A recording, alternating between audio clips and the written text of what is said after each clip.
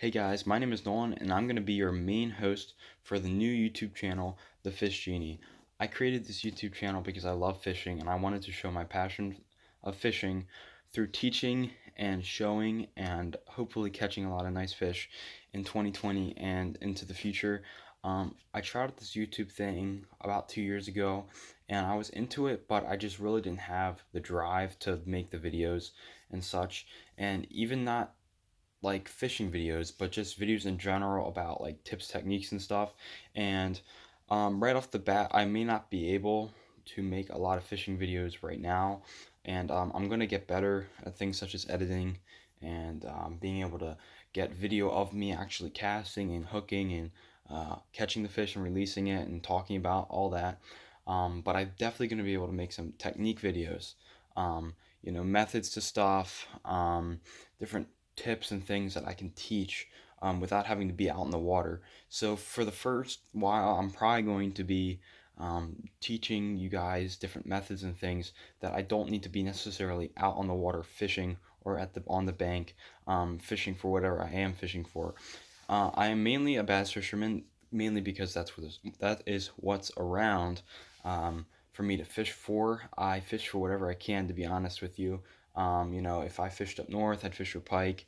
I love fishing for trout. Um, I fish for all types of stuff, but bass is, the main thing, and I'll get my hands on whatever I can.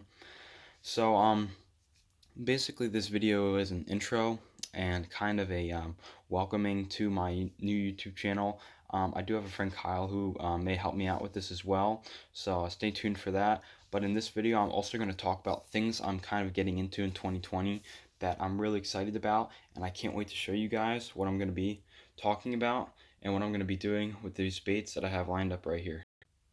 So, without further ado, let's get into what I have here. So, as you can see here, before 2020, which is now, I never fish any big baits. Like I fish for bass, but I never fished any large profile lures. Like I fished a couple, biggest being maybe 4 inches long, maybe like a soft, like a Kitech swing impact type swim bait. But I think I'm gonna start devoting some time to swim bait fishing. I'm a PA angler, so I don't get a lot of huge fish that come around, but there definitely are, 3 and 4 pound bass that would eat stuff like this. So I thought I'd give it a try. I'm up to the point now where I think I have the perseverance and drive in order to wait for that big bite instead of catching little fish all the time, which I still do, of course, because I'm great at catching little fish. Everybody is. But I'm looking into getting into some bigger baits and bigger lures, and eventually upgrading and getting a swim bait rod. Anyways, here's what I got so far. So the first bait that I got is a River to Sea S-Waver 168. So I came across this bait when I was on Tackle Warehouse. I went on there to look at their 25 days of savings, and right before Christmas time, and I was looking at swim baits, and I had heard about this bait right here, which is a glide bait type lure. It's quite large. This is the 168. They have a couple different sizes. It's 168 millimeters, which is the size, so it's 6 3/4 inches. Um, one and what is that? 1 5/8 ounces. It's in a, I think it's a what's the color here? Bluegill. Bluegill's the color. I couldn't remember if it was Killer Gill, but I think that's another bait I have over here. Excited to try this out. I heard it has a killer action, and I'll get away with throwing this on my medium heavy for a short period of time before I get a swim bait rod.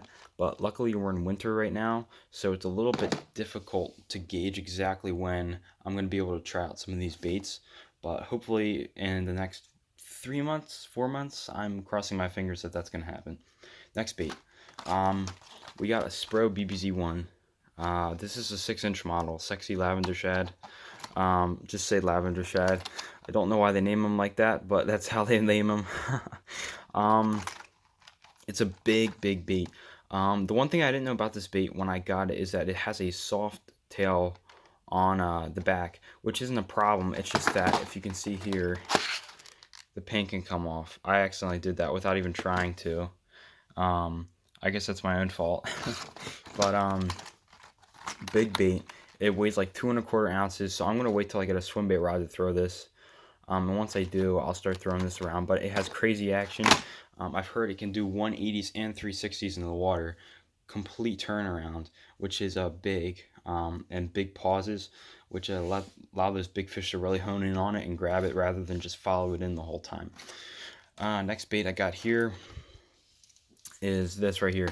This is a Spro BBZ1. I think this is the 4-inch model. Yeah, the BBZ1 Shad. This is the 4-inch model.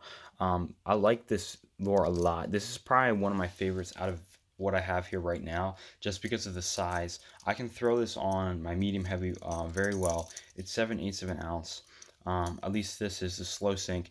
There's 3 different models in the Spro BBZ series. There's the fast sink, the slow sink, and the floating. And I both got slow sink for both of these, which is 7/8 of an ounce. So if I want to, I can fish it close to the top of the water, or I can let it sink down deep and fish it subsurface, which is very good, because being versatile is very important when you're fishing. Adapt to environmental changes and things around you, such as a grass bed. If you have an isolated grass bed or a grass bed along a shoreline, and there's a foot of water right underneath or right on top of the grass, you can either fish right in the grass or right on top of the grass. And the same thing goes with if you have grass on the bottom. So if you cast it near, or I mean grass on the top. So if you have grass on the top of the water, cast it next to it, let it sink down, kind of get below that grass if it's matted, and the fish will be able to pick up on the bait. So I got the 2 colors. I think this is Natural Shad, and we have Killer Gill here, and this is probably going to be my favorite color. Killer Gill. It's a cool name, and it is a there it is, 7/8 of an ounce. Let me focus in the camera here. 7/8 of an ounce, 1 foot per 4 seconds. So I know that sounds like a lot, and it kind of is, but I'll wait and get below that grass and get down deep. It's I believe it's a 4-inch swim bait. Yeah, it's 4 inches. So not too small, not too big.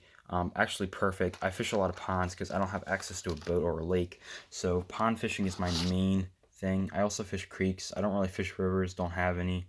I could probably catch a couple creek fish on this, but it'd be tough, especially considering most of the bass around where I live in creeks only max out at about 3 pounds or so. I have seen a couple that may be bigger, but it's not very common to see bass around here bigger than that. But those 2 baits I'm excited to throw. Hopefully catch some big fish on that this year. Here's this right here. This bait I picked up. I picked this up at Cabela's, I believe. Yeah. It's the Live Target Sunfish swim bait series. They have so many ridiculous things. Live Target does baits. They have like shad, and they have perch and miniature baby pike and all types of stuff. But I picked up the Sunfish model. This is the smaller model. This is the 1/2 ounce, 3.5-inch model. They do make larger models as well, but I just picked up this one, just a small. If it works, then I'll get more. Maybe I'll get a couple more. They're not ridiculously expensive comparatively to these baits. These baits are towards the upper end of my price range that I would pay for one lure, including this one. So these ones are more specialty, and that's why I think if you purchase swim baits like this, keep in mind that I'm not like using this like a spinner bait or a crankbait or something where I'm throwing it around all the time. This is more specialty at a place where there's big fish, and I know there's big fish, open water, maybe along some cover, but these are more specialty ones that I throw on non-frequent basis, so I don't have to worry as much about losing them because I'm not throwing them as much comparatively to something like this, a spinner bait, which I throw every once in a while when the water's warm. Speaking of spinner baits and buzz baits as well, which I have in here, I'm trying out something new this year, which is adding trailer hooks. I ran into a problem last year where I had fish coming up, but they weren't committing 100%. They were swiping and just grabbing the back part of the skirt on the spinner bait, which is back here on this bait right here, the back side, right about there. So my solution to that problem was I'm going to get some of these trailer hooks. These are Gamakatsu's. I got these on sale on Tackle Warehouse for the Christmas sale. I went on there and I ravaged the whole place looking for stuff, and I bought a bunch of stuff off of there, because if you can get fishing stuff on sale, get it on sale, because it is not cheap, especially if you're into it like me and you're willing to spend money on it. It can really rip you up. But I got these Trailer SP for spinner baits. These are 2/0 hooks, so these are like perfect for a mid-size 1/4 ounce, 3/8 ounce, depending on the size of the hook as well. You can throw these on all types of stuff. I'll take one out of the package here if I can get it out. Here we go. Right there. It's got a little black section. So what you can do is that you poke the hook through there, and then that's how you get it on the back.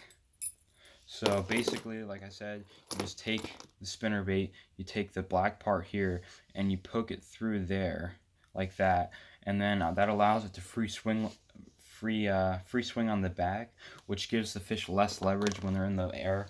And as you know, bass like to jump and throw their heads, and that's how I'd say probably 80% of bass get off, to be quite honest.